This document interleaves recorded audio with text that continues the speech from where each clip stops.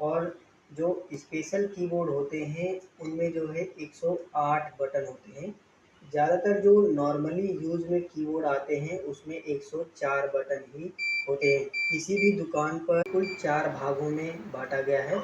सबसे पहले भाग को बोलते हैं फंक्शन कीबोर्ड। इसको फंक्शन कीज के नाम से भी जाना जाता है, जिसमें 1 से लेकर के 12 तक यानी 12 तक कीज़ होती हैं।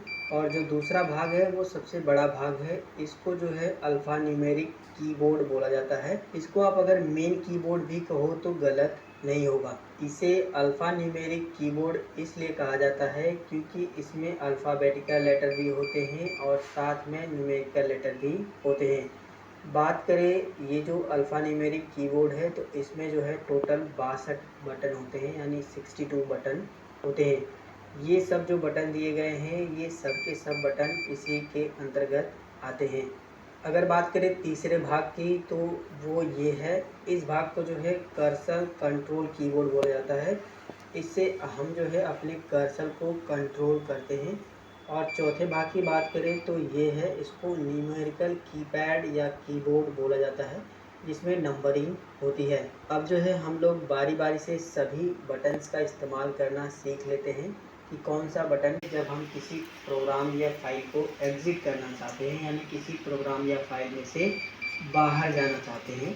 ज़्यादातर इसका इस्तेमाल टैली में यूज़ होता है, टैली के सॉफ्टवेयर से बाहर आने के लिए। इन बटन्स का इस्तेमाल करके आप जो है नंबरिंग भी टाइप कर सकते हो, साथ साथ स्पेशल कैरेक्टर भी टाइप कर सकते हो। कि इन नंबर्स को प्रेस करना होगा यानी इन बटन्स को प्रेस करना होगा। जैसे कि मैं यहाँ पर आ गया हूँ और यहाँ पर मैं जैसे ही शिफ्ट बटन दबा करके अगर @ मुझे बनाना है तो 2 नंबर का जो बटन है उसको दबाऊंगा तो @ आ जाएगा। शिफ्ट बटन आपको दबा के रखना है, ये ध्यान देना है।